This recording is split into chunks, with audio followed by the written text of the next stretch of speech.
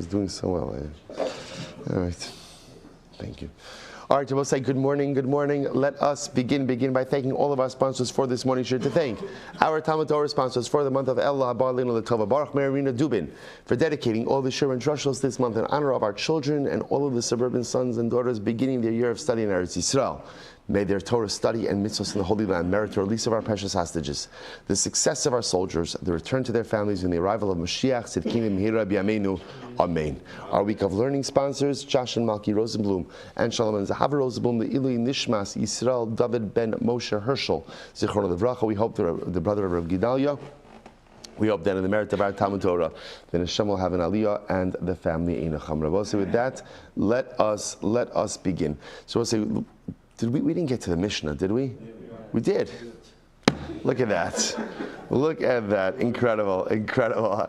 I know that I owe you a Rambam still. All right, so I'll say, fine, let's begin with the Mishnah. I'm sorry, I know we're getting started a couple of minutes late. So let's begin. Mishnah on Pei Amud Aleph. Halokeach pero shavach mechavero. So we'll say, so now, interestingly enough, what we're doing is we're transitioning a little bit over here to a fascinating case of one who buys produce. Now, I'm sorry, I shouldn't say produce, but one who buys different metaltalin. Now, in this case over here, I'm buying literally the fruit of the dovecot, which means, again, I'm buying doves. So, feel good, I'm buying doves. So let's say I go ahead, I purchase from Ruvain, we'll call it the offspring, or I don't know, maybe what the technical term is, the brood, the chevra, the dovecot chevra. I'm buying the chevra. By the way, I just want to point out to you, I feel like we a little shtickle trailblazers here. Dankala has caught on tremendously. Dankala being a small donkey, I'm just saying it's even making its way in the base medrash in BMG in Lakewood. I'm just saying it's gotten back to me a little bit. So I'm just saying, mamish, okay, so just say it started here. So if you hear somebody using Dankala in the vernacular, just say I know where that started. Okay, and then the Gemara says this, Mishnah says as follows: So I'm going ahead and I'm buying doves from Ruvain. So what's the halacha? So we'll say, so now what we're going to see is like this. When you buy something from someone, the halacha is you have to leave behind enough for whatever it is that you bought to regenerate for the purchase, for the seller. So for example, if I go ahead and I buy doves from Ruvain, the assumption is I'm not buying all of his doves.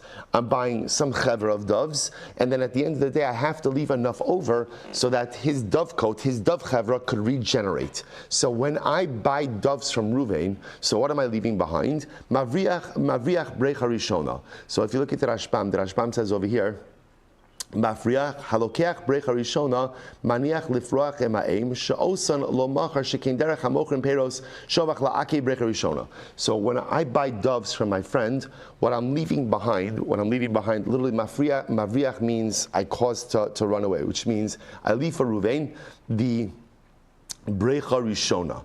Now, in every dove chevra, so like there's the mother and the father, and then again, actually the first Rashbam discusses in depth, we're not going to get into it, but the schedule through which doves go ahead and lay their eggs, how it works, how they birth their young.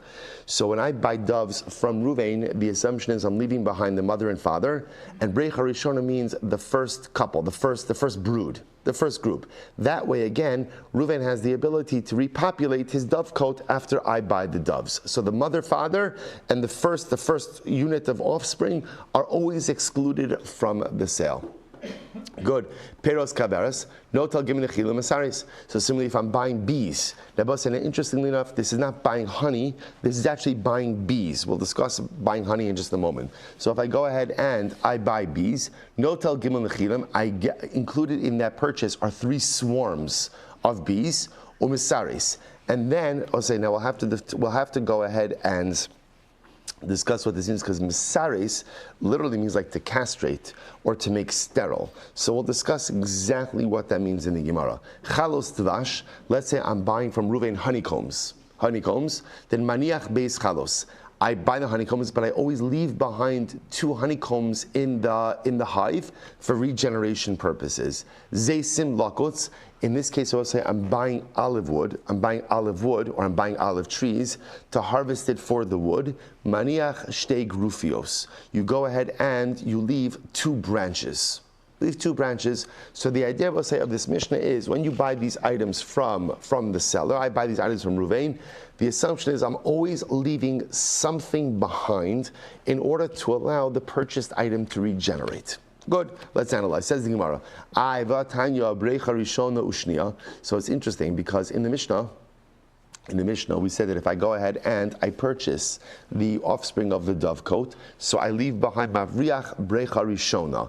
I leave behind the first unit of offspring. The first unit of offspring, the Brisa says you leave behind the first 2, not behind the first one. So we'll say this is incredible. Amrav Kahana lo kasha, hala hali ima.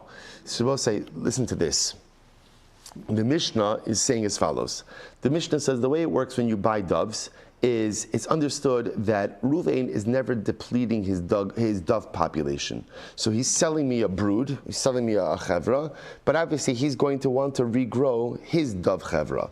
So what happens? Essentially what's excluded? The mother and father dove, and what we call the brecha rishona, the first unit of offspring. Those mavriach means I cause them to fly away, which is not literal. What it means is Ruvain keeps those so that he can repopulate his dove population, and I take the rest. So the Mishnah, when it says mavriach brecha rishona, is referring to what the mother needs. So the mother, right, we'll call it the mother dove. The mother dove has the father dove, and it also needs the companionship of the first unit of offspring to go ahead and restart the creation of a new dove chevra.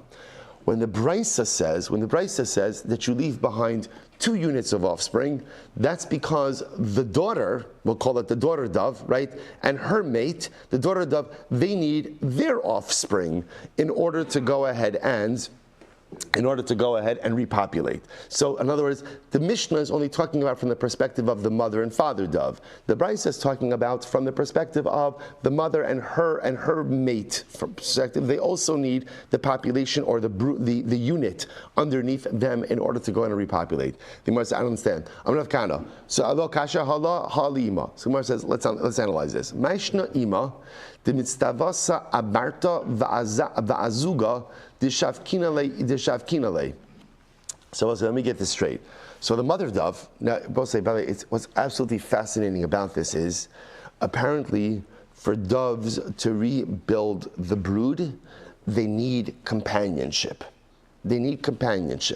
So the mother, so let's analyze this, right? So the Mishnah says, okay, so what does the mother need in order to go ahead and rebuild the brood? What does she need? I don't know, is brood the right, right? Good, it's going to work. Right? So what does the mother need in order to rebuild the brood? She has her husband, and so to speak, her daughter. Now the truth is, the son-in-law is in there also, but we all know about sons-in-law, right? Right? Totally unhelpful for anything, right? So Lemaisa, I don't mean that. Let me, because I have sons-in-law. Let me reframe that. From the mother-in-law's perspective, right? So she's like, whatever, yeah, fine, you could come along, right? So Lemaisa. So from the mother-in-law's perspective, from the mother perspective, she has her husband, right, her mate, and her daughter. Okay, of course, with the daughter comes along the son-in-law as well. So the Gemara says, now, why? So why do we say ihinami? Why do we say the daughter titztafsa a'ima va'azuga deshavkinala? So why do we say something for the daughter? Right? The daughter has her spouse and what? And her mother. And the mother's mate. In other words, the same way that it's enough, right? The mother needs companionship. The mother dove needs companionship in order to go ahead and restart the brood, restart the chevra. So the mother's companionship unit is her mate and her daughter has her mate. That's the mother's companionship unit. So why don't we say for the daughter, what is the daughter? So the daughter also has that same thing built in. The daughter has her mate and what? Her mother and the mother's mate. Why does the daughter dove need the next brood down in order to feel the companionship to go out and repopulate the dovecote?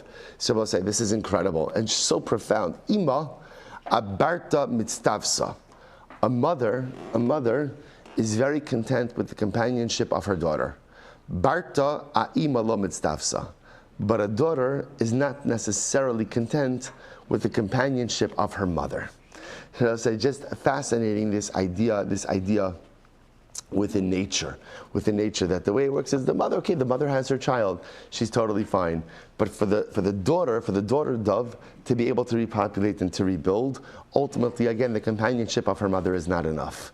The daughter needs the generation below her in order to go, or the brood below her, in order to go ahead and find the courage to rebuild. So quite fascinating. So therefore, again, when the Mishnah talks about over here, that lamaisa, we go ahead, when I buy doves from Ruvain, excluded from that sale is the mother, and we'll call it the unit underneath the mother. That's talking about vis-a-vis the mother, but vis-a-vis the daughter, meaning the unit underneath the mother, she's going to need one more unit below her in order to go ahead and rebuild the dove population, in order to rebuild the dove chevra, which I will say, by the way, is just such a profound metaphor.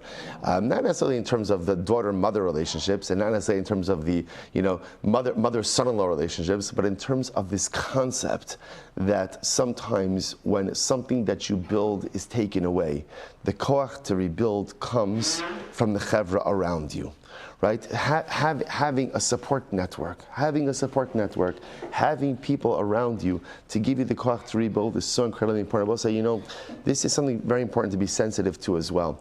That sometimes when a person, Rahman al-Islam, has lost a loved one and they're sitting Shiva, there's an interesting dynamic that during Shiva itself, Baruch Hashem, there's always an outpouring of support. And that's where our communities are structured. If you ask people who have gone through the mourning process, they will often tell you that the hardest part of the mourning process is not Shiva, because Shiva a little bit is like otherworldly. You're divorced from reality. You have the opportunity just to really live alongside your loved one from a memory perspective. Sometimes the hardest part of the mourning process is when Shiva is over, because what happens when Shiva is over? Everyone goes back to their lives, and a lot of times, the Avel, the mourner, is forgotten, not purposely forgotten. It's just that, again, when the Shiva minyan was there, when the Shiva was going on, okay, there's minyanim, there's meals, there's this, there's that, there's a lot of coordination, a lot of logistics. The Avel's on everyone's mind. Shiva's over, everyone goes back to life, because the assumption is, the Avel's going back to life also.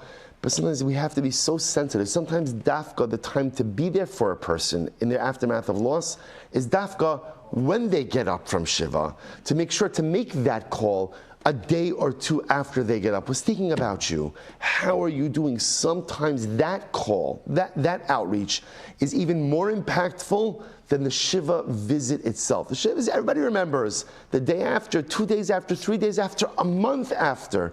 When you take the time, because they're both saying to rebuild, you really need community. To rebuild, you need people around you. To rebuild, you need a support network. If the doves need it, then al achas kama v'kama, how much more so we need it. And we have the opportunity to be part of the support network for someone. Again, not of course during the loss, but even a little bit in the aftermath of the loss. A tremendous opportunity to give another human being, to give another person the chizuk to rebuild. Let's go back there. So when it comes to bees, if you buy a swarm of bees, or if you buy bees, so ultimately, again, what does it mean to buy bees? You get 3 swarms. So now the Mishnah says something like this. So I'm buying bees from Ruvain. So what do I get? I take 3 swarms umesaris, and then we sterilize the bees.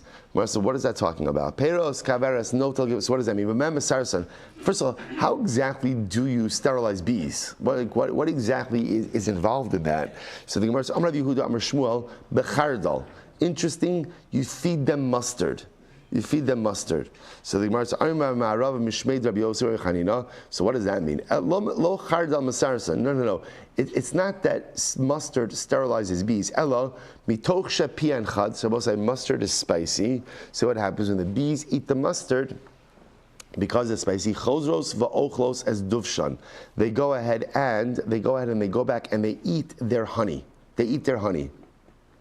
So the Gemara says, so what is this talking about? Take a look at the Rashbam for just a moment. The Rashbam says, umesaris, it's third wide line, umesaris, kolomar mikan ve'elach yigrom lahem hamocher sheyistarsu me'elehen v'lo yasu od peros kedei shu trudin va'oskin lasos dvash v'chozman she'osin dvash in osin v'lada. So we'll say, this is fascinating.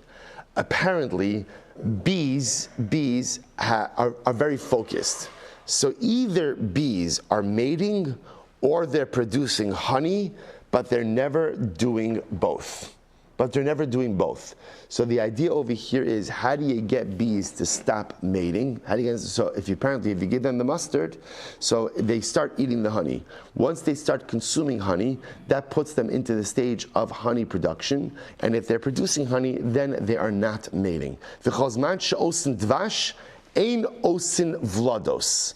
When they are creating honey, they're not creating offspring. Vadvash shalmocherhu shekein derech hakaveres la'achar sheyitzu kol nechilin. So also the idea over here is, if I'm going ahead and I'm buying bees from Ruvain, so Ruvain's going to sell me. So what do you buy? What do you get? You get 3 swarms. Now after Ruvain sells me his 3 swarms, what's in his interest? Ruvain is going to feed the remaining bees mustard so that they eat honey, stop mating, and start producing additional honey. And that honey belongs to Ruvain, the seller. Incredible. I will say, by the way, what a tremendous Musar Haskell you can learn from the bees, right? Sometimes in life, if you want to really accomplish something, you have to have singular focus. The bees are either mating or they're making honey, but they're not doing both. We think that we are so accomplished because we're able to multitask, right? And at any given moment, we're able to do 15 things. I will say, we all know, since, I don't know who ever invented multitasking, right? But mamish like Yimach Shemo v'zichro, it literally, again, is the word. Think about, when was the last time you actually gave your undivided attention to something, right? Because isn't it incredible? You would think, well, on Shabbos I can give my undivided attention to it, but it's not true. Because since Sunday through Friday, I'm so used to multitasking, it's almost as if like my neural pathways have changed to the point that I don't remember the last time like I just paid attention to one thing for a prolonged amount of time. Because even if there's not something like a device or something to distract me, I'm still like I'm in a million different directions. I can never just do one thing. And I will say, understand, we all know it. You're no more productive. It's just everything I do kind of comes in at about, 75%, 80% at best, because I'm simply not paying attention. I'm not paying attention. There's a tremendous musar from the bees. You know why the bees, continue to be around and the bees continue to do it? Is because they have singular focus. When it's time to reproduce, it's time to reproduce. Time to make honey, it's time to, there's no such thing as like, okay, whatever, I can do both. I can manage multiple things at once. I say there's a godless. Why? Because I guess the bees recognize that whatever it is that they're doing is absolutely a necessity for the greater universal equilibrium.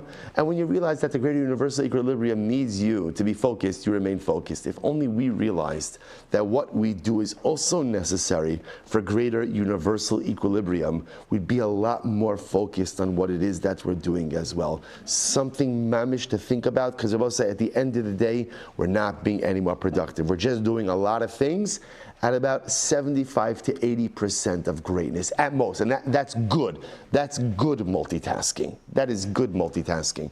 Lemaisa, the ability to give singular focus to whatever it is that you're doing will make you feel more accomplished, and what you produce will be so much holier and so much better. Incredible. Let's go back there. The Gemara says, fine. Rabbi Yochanan says, what's the second wide line? Rabbi Yochanan says, Notel shlosha nechilin besirus. Rabbi Yochanan says, no. Sirus over here doesn't mean castrating or doesn't mean sterilizing. Rather, what it means over here is like this. When I buy bees from Ruvain, I get 3 swarms. Rabbi Yochanan says, you take those 3 swarms in intervals. Sirus over here, the Gemara is meaning, the Rashbam points out over here, like serigin, meaning in intervals. So you take swarms 1, 3, and 5. You don't take swarms 1, 2, and 3 because you want to allow the hive to continue to populate. So you take the swarms in intervals. Okay, Masni Satana. Elsewhere we learned, Notel Gimel Nechilin Bazeh Achazeh. Now you can take 3 swarms, one after the other. Mikan ve'elech Notel Achas Umaniach Achas. But after you take maybe the first 3 consecutively, then you only take them on an alternating fashion. Incredible. Chalos Dvash. Maniach shtei chalos. So we'll say ultimately, if you're buying honeycombs, so you always leave behind 2 honeycombs, right? You always want to leave behind something in the in the hive to be able to reproduce, to be able to regenerate. So we'll say this is very interesting. Honey in the comb. Honey itself, even while it's still in the hive, any yotzimi de machol means it does not leave the status of food, which means it's food. It's food. We'll say, now what does that mean it's food? It means it's mekabel tuma. So remember again, food items, normally we say that food items are mekabel tuma, but normally we say you have to have kavana, that now this is a ready-to-use food item. So Rav Kahana suggests that honey in the comb always has status of food, even while it's in the hive, which is pretty incredible, even while it's in the comb. But halacha l'maisa, again, therefore it's mekabel tuma. Alma kasar lo by machshava. So you see from here that honey does not require what we'll call cognitive designation. I do not have to have in mind that now this is food and therefore it's mekabel tuma. De facto, it's considered to be as food. Interesting. So the Gemara says, Meisvei, we raise the kasha on this. Dvash bekaberes in lo ochav lo mashke. Honey in the hive is not food and it's not drink. So also this contradicts what we just said before. So from here you see that it's not treated like food. So what's going on over here? So Rabbi says this brisa is referring to the two honeycombs that are always left in the hive.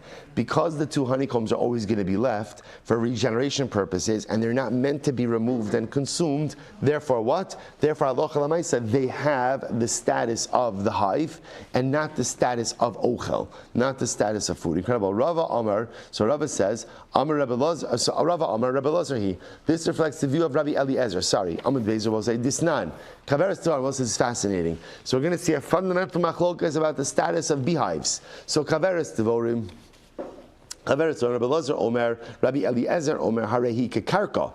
Rabbi Elazar says that a beehive has the status of karka, of land.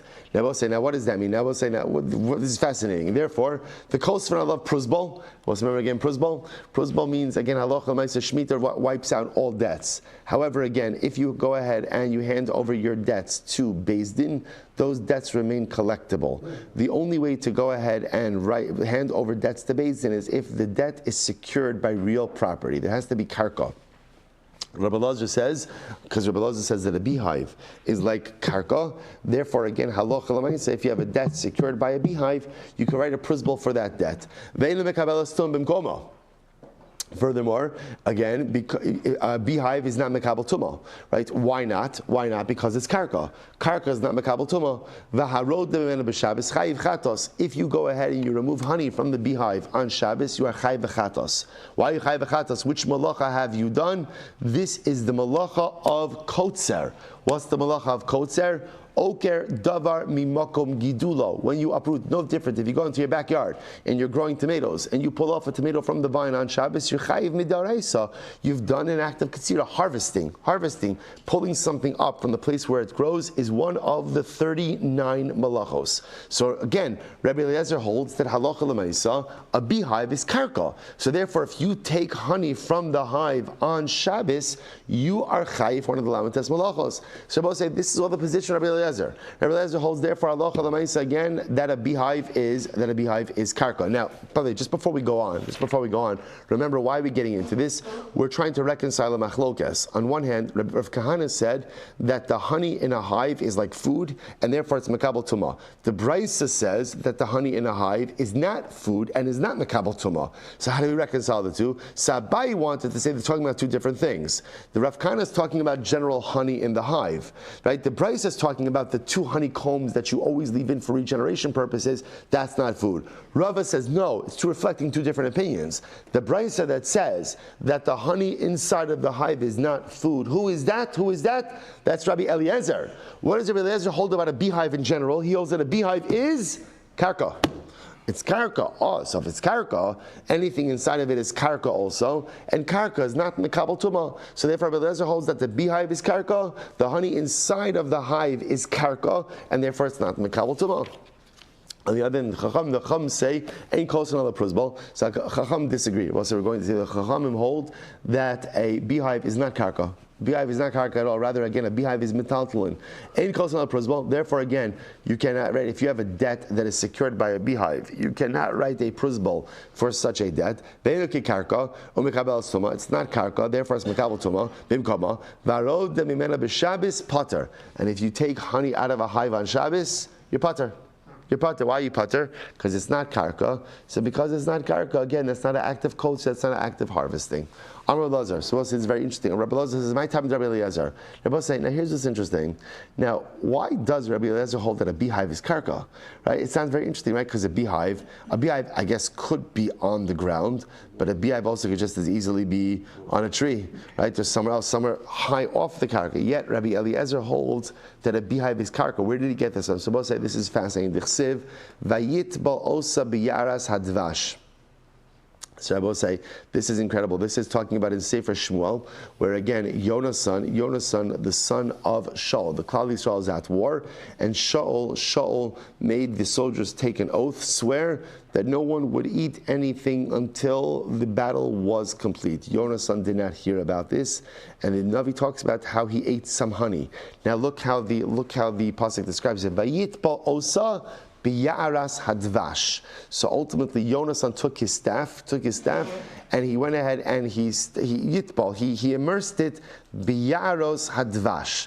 Right now, listen. Now, in this, it almost what it's. Well, let's see. He says now yaros dvash literally means the forest of honey. A ya'ar is a forest. So the Gemara says, "V'chi ma'in ya'ar esel dvash." Why does the pasuk call honey? What does a forest have to do with honey?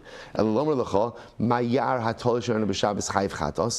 we'll say the pasuk is coming to equate a beehive with a forest. Just as a forest, if you go ahead and you uproot something from the forest on Shabbos, you are chayiv v'chatos, because again, that's the malach of kotzar.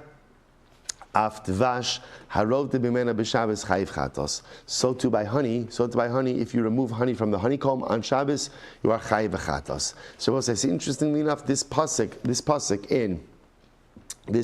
in Shmuel goes ahead and serves as the source for the concept that honey has or a beehive has the status of karka. Okay, fine. So Gemara says, Meisvei Gemara is the kasha dvash hazav mikabraso eino lo ochel v'lo mashke. So if you have honey that flows from the beehive, it is not considered like food, nor is it considered like drink. So also, it's another way of saying honey does not have the status of food. That's what the Brisa says. So let's analyze this. So according to Abaye, this makes sense, right? Why does it make sense? Because remember again, Abaye will always answer this up by saying, what does this refer to?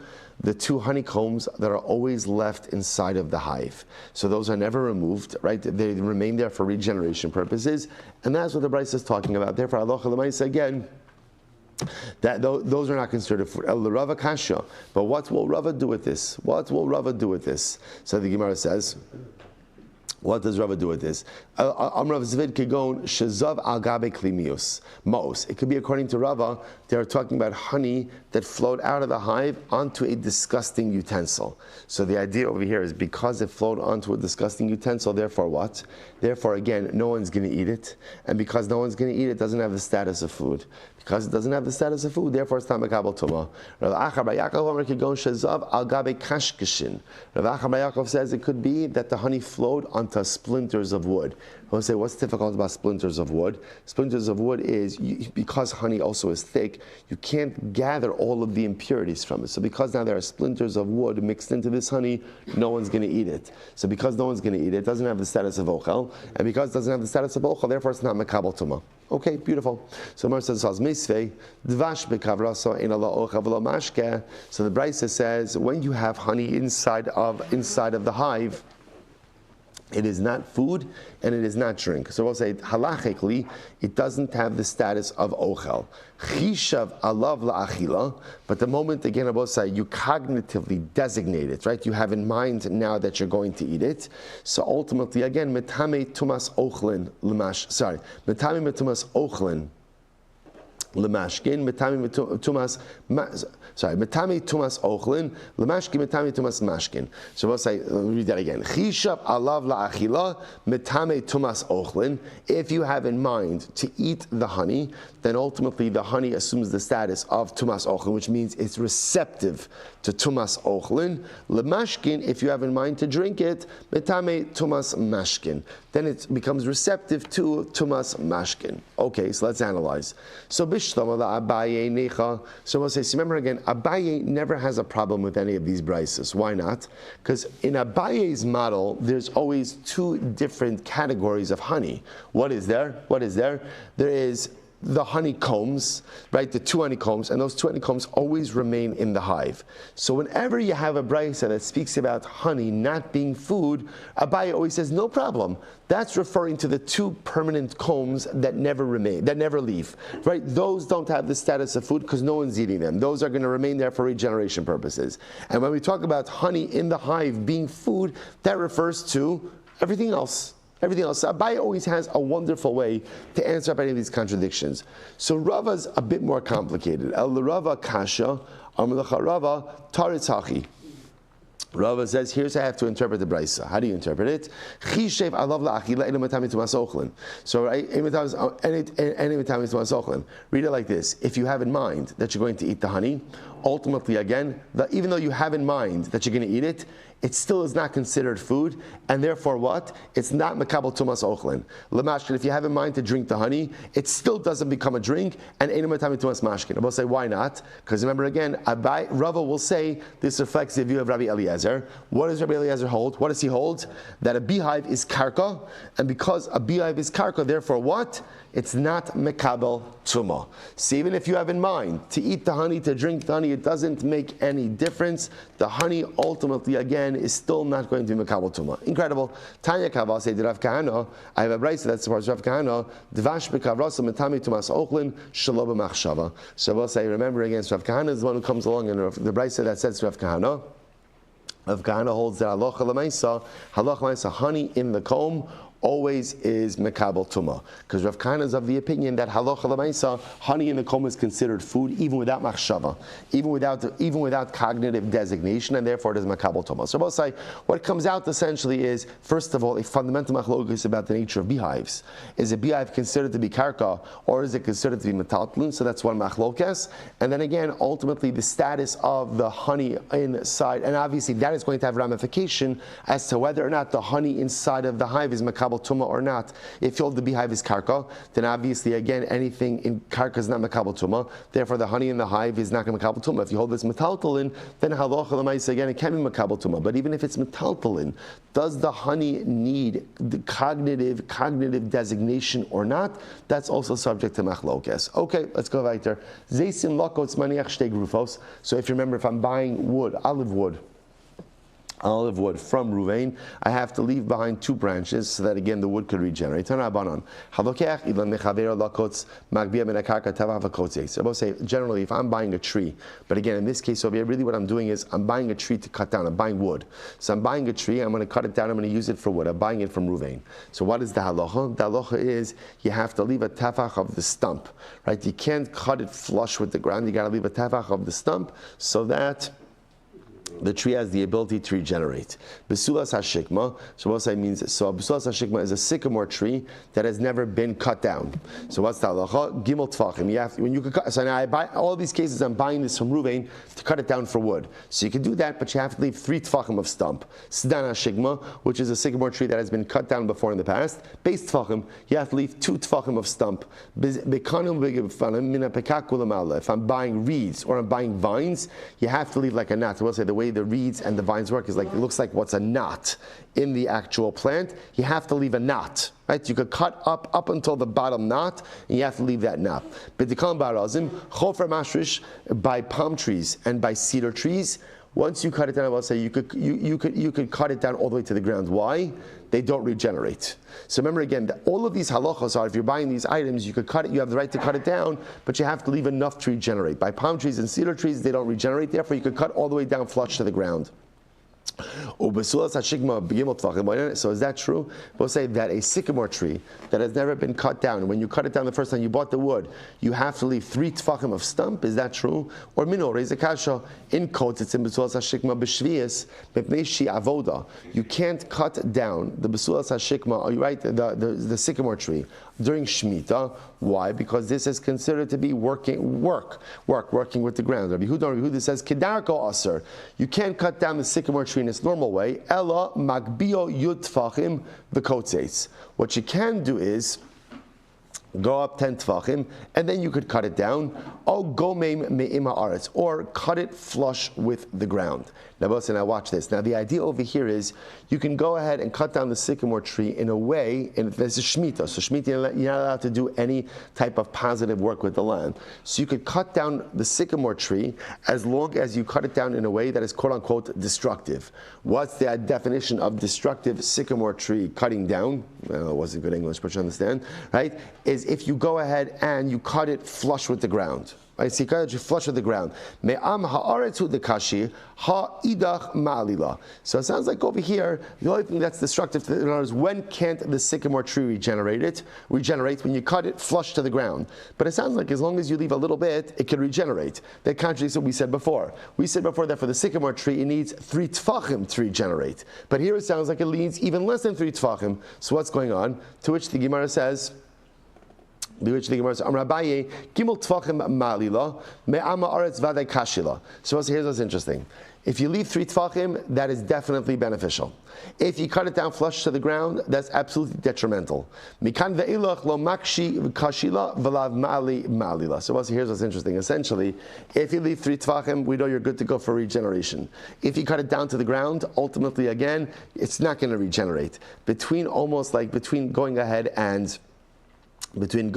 and let's say flush to the ground, a little bit above flush, and 3 up until 10, ultimately again, or really between flush and, or a little bit between flush and 3, lo makshi kashila, it's not detrimental, but at the end of the day, it's also not beneficial. Gabi shvius, so when it comes to Shemitah, avdinan midi devade kashila. Now both say, Shemitah, in order for you to do something with the earth, it has to be destructive. So therefore, if you need the wood of the sycamore tree, you could cut it down, but you have to cut it down in a way where the tree definitely can't regenerate. How do you do that? Cut it flush to the ground. But when it comes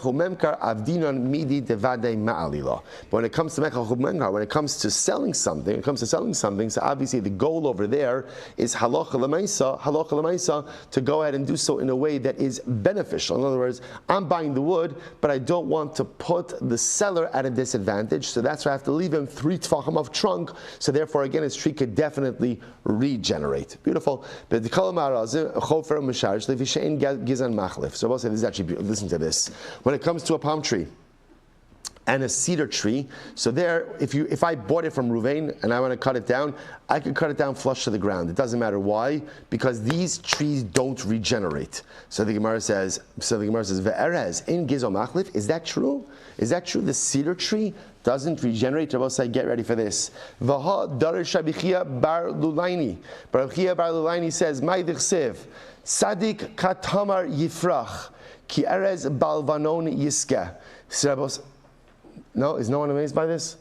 Erev Shabbos, Kabbalah Shabbos. We're going to say this tonight. Sadik Katamar Yifrach Ki Erez Balvanon Yiske. Incredible. No, how does this happen on a 7.5-year cycle? On a 7.5-year cycle. 7.5-year cycle. Right? And if you don't know that we sing that phrase, you're davening at the wrong minyan for Kabbalah Shabbos, right? But I say, isn't that incredible? Isn't that absolutely incredible? Erev Shabbos, Kabbalah Shabbos, Tzadik Katamar Yifrach Ke'erez Balvanon Yiska. So we say, Tzadik Katamar Yifrach, literally again, the righteous person, Katamar Yifrach, literally will sprout, will blossom like the date palm, ke'erez balvanon yiska. And the Gemara says, now obviously it's referring, it's a beautiful pasuk because it's comparing the tzaddik both to the palm tree and to the cedar tree. So the Gemara says it's beautiful. The Gemara says, Im ne'emar tamar lama ne'emar erez. If at the end of the day, why do you have to compare it to both? Or why do you have to compare the tzaddik? In other words, we'll say, when we read this pasuk, what do I get out of the pasuk? That the tzaddik is like the tree. The tzaddik is like the tree, right? And the tree is tall, the tree is strong, the tree has roots, the tree has branches, right? So why do I need both the comparison to the date palm and to the cedar? Look how beautiful this is. So the Gemara says, Nemar tamar lama erez, v'im nemar erez lama nemar tamar. Ilu nemar erez v'lo nemar tamar. If it would have just said the tzaddik is like the cedar tree and not like the date palm, hayisi omer ma erez ein osa peros, af tzaddik ein osa peros. I would have thought like this. That the cedar tree. As strong as the cedar tree is, it doesn't produce fruit. So I would have said the tzaddik is like the cedar tree. Just like the cedar tree doesn't produce peros, so too the tzaddik doesn't produce peros. Now what does that mean? The Rashbam points out over here, Af tzaddik inosa peros, she'ochel tzidkosa ba'olam hazeh, ve'ein lo the olam haba, inami shid machilin osa pri ma'alalov. So we'll say, I would have thought like this, maybe a tzaddik is only able to affect good in this world, but doesn't have the ability to affect good in the world to come. Or maybe the tzaddik only impacts himself, but he doesn't impact anyone else. You know what I say? The greatest peros you have in this world is the ability to have an impact on another yid. Say if it would have just said a cedar tree, I would have said the cedar doesn't have fruits. So just like the cedar doesn't have fruits, so the tzaddik is strong and mighty himself, but maybe the tzaddik has no impact on anyone else. Therefore, the Gemara says, I'm sorry. So in Nemar.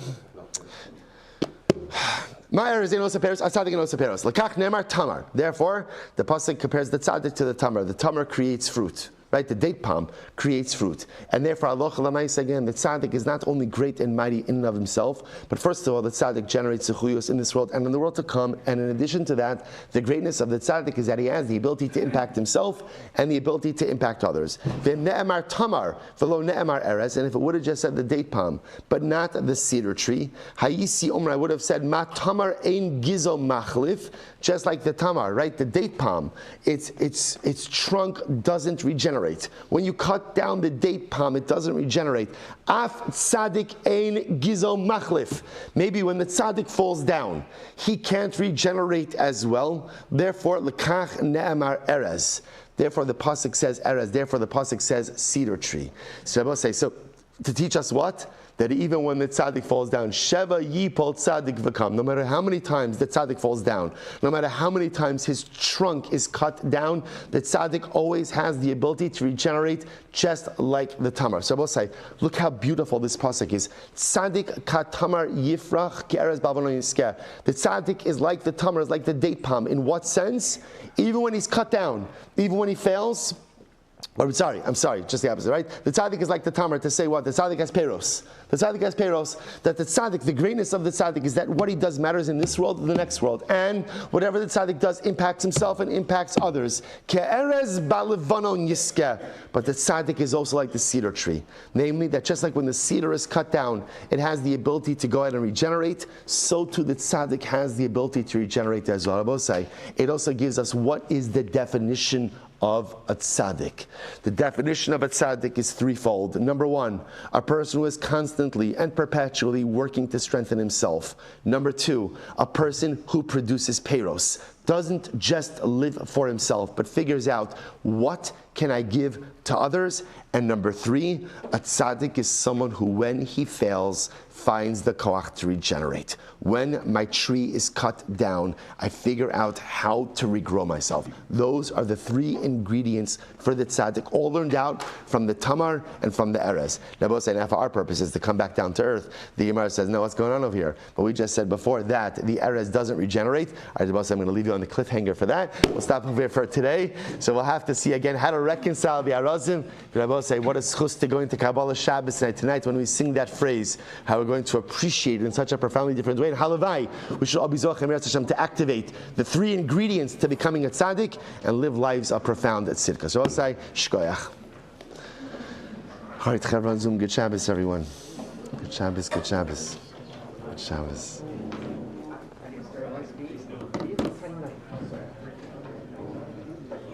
How do you sterilize bees? A really tiny knife.